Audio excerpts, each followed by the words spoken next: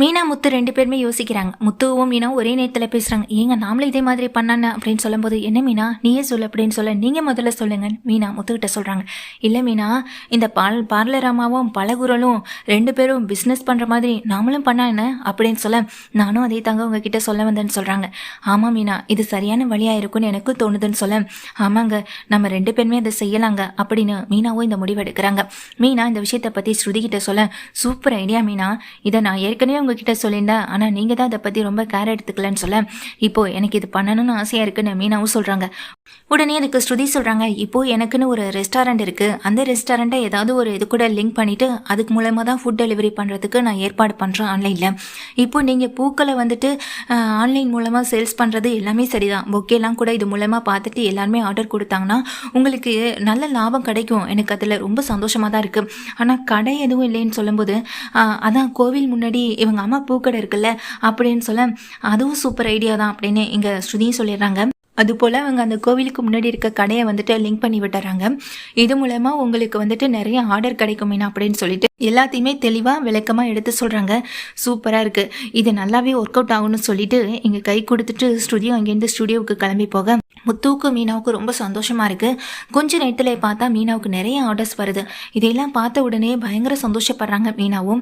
மீனா சந்தோஷப்படுறது மட்டும் இல்லை, முத்துக்கிட்டையும் சொல்லும்போது 2 பேரும் பேசிக்கிட்டு இருக்கதை கேட்ட எங்கள் ரோஹிணி உடனே சிந்தாமணிக்கு ஃபோன் பண்ணிடுறாங்க. என்னம்மா திரும்ப ஏதாவது பிரச்சனையா அப்படின்னு சொல்லி கேட்க, எனக்கு எந்த பிரச்சனையும் இல்லை, அன்னைக்கு நீங்கள் தான் பிரச்சனையில் என்னை மாட்டி விடுவேன்னு சொல்லி 40,000 பணத்தை என்கிட்டேருந்து வாங்கினீங்கன்னு சொல்ல, அது என்னமோ அன்னைக்கு இருந்த கோபத்தில் நான் அப்படி செஞ்சுட்டேன் அப்படின்னு சொல்கிறாங்க. இப்போ என்ன விஷயம்னு சொல்லி கேட்க, மீனாவும் முத்துவும் புதுசாக ஒரு பிஸ்னஸ் ஸ்டார்ட் பண்ணியிருக்காங்கன்னு சொல்ல, அந்த பொக்கே பிஸ்னஸ் தானே அப்படின்னு சொல்ல, பொக்கே பிஸ்னஸ் தான், அதை இப்போ வேறு வகையில் அவங்க ரன் பண்ணியிருக்காங்க, நிறைய ஆர்டர் வந்துகிட்டே இருக்கு அவங்களுக்கு அப்படின்னு சொல்ல, எப்படி அதுன்னு சொல்லி கேட்குறாங்க.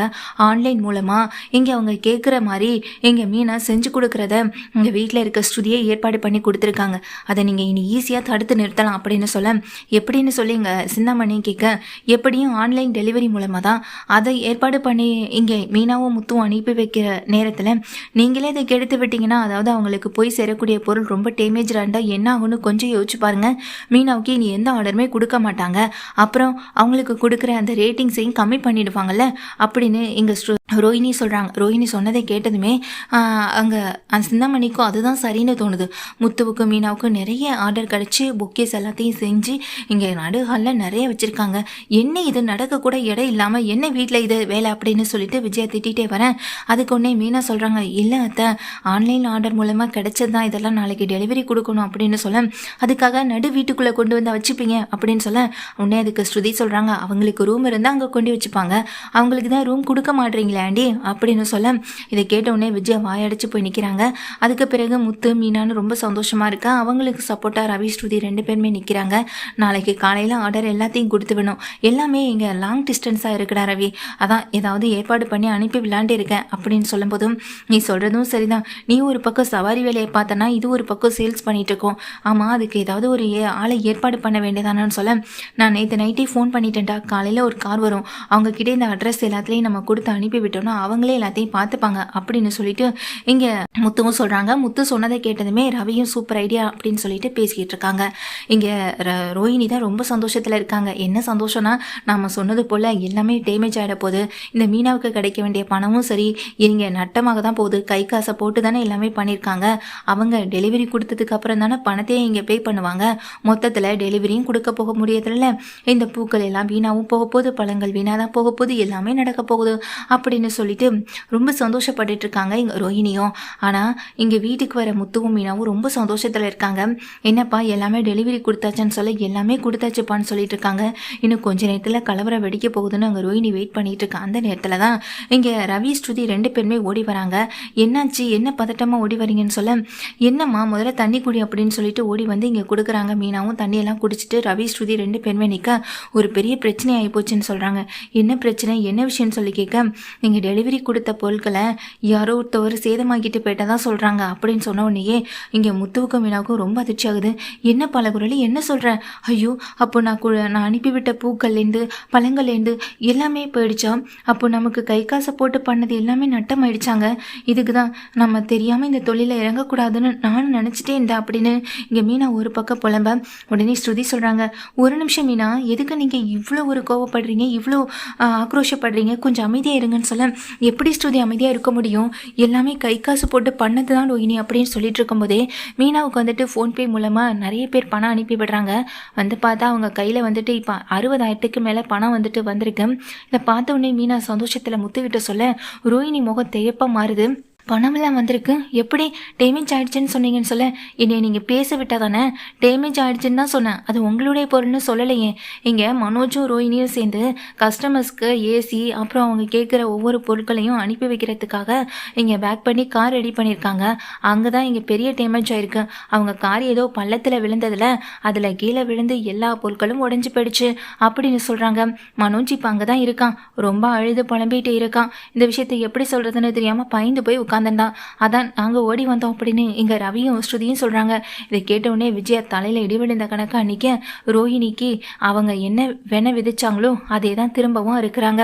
அதே தான் நடக்கவும் செய்து இங்கே ரோஹிணிக்கு முத்து மீனாவை அழிக்கணும், உங்கள் பிஸ்னஸை அழிக்கணும்னு நினச்சிட்டு ஒரு வேலையை பார்த்தாங்க இங்கே ரோஹிணி. ஆனால் அது அவங்களுக்கு எதிரால திரும்பிடுச்சு அப்படின்னு நினச்சிட்டு இருக்காங்க. அந்த நேரத்தில் தான் இங்கே அதெல்லாம் பண்ணது யார் அப்படின்றது தெரிஞ்சு போச்சு. என்னாச்சுன்னா இங்கே அவங்க ஆட்கள் வந்துட்டு மனோஜுடைய கடையிலேருந்து போன பொருட்களை குறி வச்சுட்டாங்க. முத்து மீனாவுக்கு பதிலாக அந்த பொருட்கள் மாறி போக இப்போ மொத்தமாக அது அவங்க தலையில் விடிய ஸ்டேஷனுக்கு போன அந்த ஆட்கள் எல்லாமே பண்ண சொன்னது சிந்தாமணி தான் அப்படின்ற மாதிரி சொன்னதும் இதெல்லாம் கேட்ட உடனேயே அங்கே மனோஜுக்கு தான் கோவம் வருது. மனோஜ் இந்த கோவத்தில் நேராக சிந்தாமணியை பார்க்குறதுக்காக ஸ்டேஷனுக்கே போயிடுறாங்க. இதுக்கிடையில தான் இந்த ரோஹிணி கிட்ட உண்மையை சொல்லணும்னு ஓடி வந்திருக்காங்க இங்கே ரவியோ. ரவிக்கு ஸ்டேஷன்லேருந்து ஃபோன் வர எல்லாமே ஸ்டேஷனுக்கு கூடவே போகிறாங்க. அந்த நேரத்தில் அங்கே நின்றுக்கிட்டு இருக்க எங்கள் மனோஜை பார்த்துட்டு, நீ எதுக்கு மனோஜ் ஸ்டேஷனில் இருந்துட்டு எங்களுக்கு ஃபோன் பண்ணேன்னு சொல்லி கேட்க, ஒரு முக்கியமான விஷயம்டா, இதை பண்ணது யார், பண்ண சொன்னது யாருன்னு எல்லாமே தெரிஞ்சு போச்சுன்னு சொல்ல, ஸ்டேஷனில் நிற்கிற எங்கள் ரோஹிணிக்கு இன்னும் பயமும் பதட்டம் அதிகமாக யார் பண்ண சொன்னதுன்னு சொல்லி கேட்க, இதோ நிற்கிற இந்த ரோஹிணி தான் அப்படின்னு கையவும் நீட்டுறாங்க இங்க சிந்தாமணியும். சிந்தாமணி இங்கே ரோஹிணியை கையை நீட்டினோடனே, என்ன ரோஹிணி அப்படின்னு எல்லாமே ரோஹிணியை தகச்சு போய் பார்க்க, ஆமாம் எல்லாமே பண்ணது சொன்னது ரோஹிணி தான்.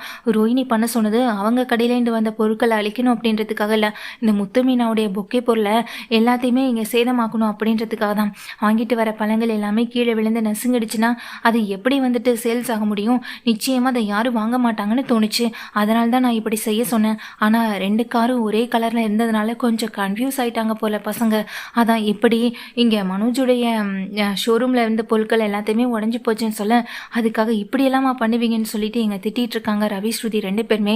பாத்தியா எப்படியெல்லாம் இந்த வீட்டில் நடக்குது பாரு, முத்துவும் மீனாவும் முன்னேறிடக்கூடாது, அதுக்காக எந்த வகையிலையும் போய் காலி பண்ணணும்னு நினைக்கக்கூடியவங்க தான் இந்த ரோஹிணியும் அப்படின்னு ஸ்ருதி அவமானப்படுத்தவும் செய்கிறாங்க. என்னம்மா இது, ஒரே வீட்டில் இருந்துக்கிட்டு இன்னொருத்தவங்க முன்னேறக்கூடாதுன்னு நினைக்கிறது ரொம்ப பெரிய தப்பு இல்லையான்னு அண்ணாமலை கேட்க, இல்லை அங்கிள், இதை நான் சாதாரணமாக தான் அங்கிள் செஞ்சேன் அப்படின்னு சொல்ல, எதுமா சாதாரணம், இந்த வீட்டில் எல்லாரும் ஒன்றா ஒத்துமையாக இருக்கணும், அதுதானே எல்லாருக்கும் வேணும். ஆனால் நீங்கள் பண்ணுற விஷயங்களை பார்க்கும்போது இந்த குடும்பம் எப்படியுமே ஒன்றா இருக்காதோ அப்படின்ற ஒரு சந்தேகம் மட்டும்தான் எனக்கு வருதுன்னு அண்ணாமலை சொல்லிட்டு கவலைப்படவும் செய்கிறாங்க. இல்லைங்கள், இனிமேல் இந்த வீட்டில் இனி என்னால் எந்த தப்புமே நடக்காது அப்படின்னு இங்கே ரோஹிணி சொல்லவும் செய்ய, இதெல்லாம் கேட்டுட்டு விஜயாவுக்கு வந்துட்டு கோபம் வரதான் செய்து, நீ பண்ணின விஷயம் வரைக்கும் எல்லாமே போதும் அப்படின்னு சொல்லி விஜயா ரொம்ப கோபப்படுறாங்க.